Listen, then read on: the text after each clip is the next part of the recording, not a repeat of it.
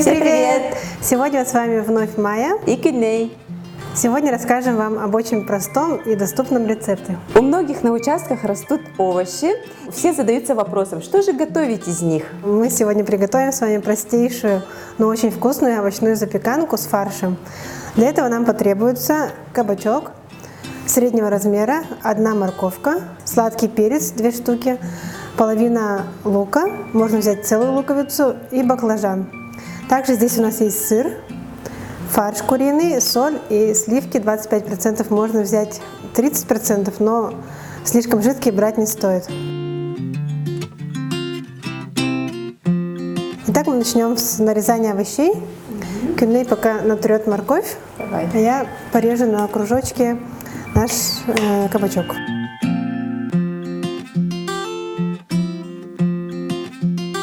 Многие задаются вопросом, куда использовать такое большое количество кабачков, да? Обычно они, когда начинают поспевать, таких становится очень много, они достигают огромных размеров. Так вот, эта запеканка как раз-таки один из вариантов, куда можно использовать кабачок, чтобы вся семья могла насладиться данным овощем.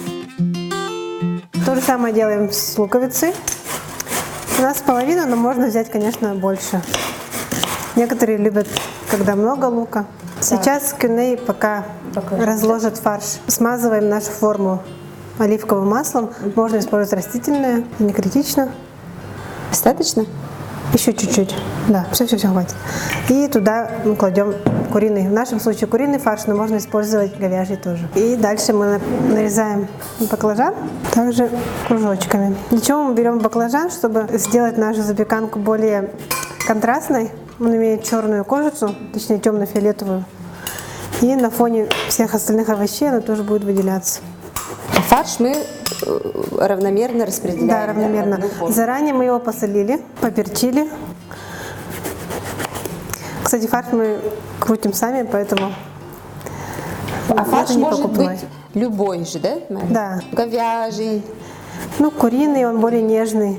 Слишком много не будем баклажана нарезать, можно половину. Так, этого достаточно. И берем сладкий перец. Баклажаны нам надо немножко заранее подсолить, чтобы убрать горечь. Вот так вот я разложу и сверху чуть-чуть присыплю солью слегка. Все. Можно взять перец зеленый, желтый, от этого запеканка будет еще красивее. Теперь выкладываем наш кабачок. Если у вас фарш был не соленый, нужно посолить. Ты порезала очень-очень тонко же, да? Да. Вот так надо резать, чтобы пропекся, да? Можно, конечно, толсто, можно прям даже 1 сантиметр толщиной запекать кабачки, да, но они пекутся дольше. Надо тогда время запекания надо увеличивать. Увеличивать, да. Ну так тоже очень вкусно. Так, 1 слой положили и немножко солим. Далее идет 2 слой. Теперь морковь. Морковь также подсаливаем. Далее у нас идет лук. Далее мы выкладываем снова кабачки. Каждый слой не забываем подсолить. И сверху выкладываем наши перцы. Так, чеснок сколько? 2 зубчика хватит. Натираем чеснок на мелкой терке. Распределяем его. Теперь можно чуть-чуть поперчить. Ну, достаточно. И сверху выкладываем баклажан. Солить не надо перец, потому что у нас подсоленный баклажан. Уже сок выделил, да? Да.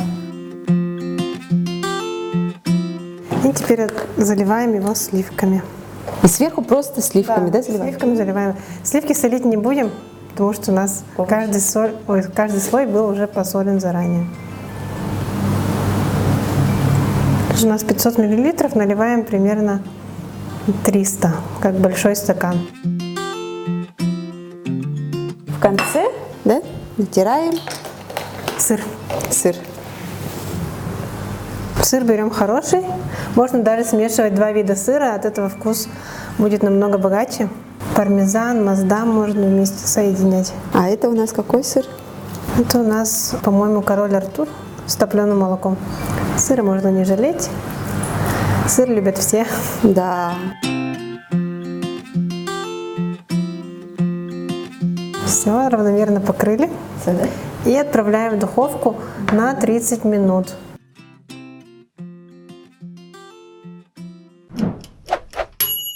Запеканка у нас готова, прошло 40 минут. И сейчас мы ее вытащим с духовки.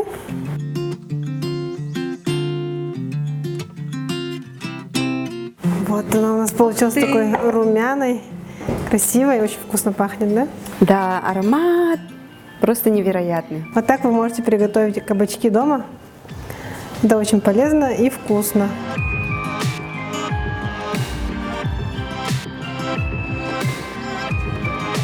Очень сочная получилась. Смотрите, это просто красота.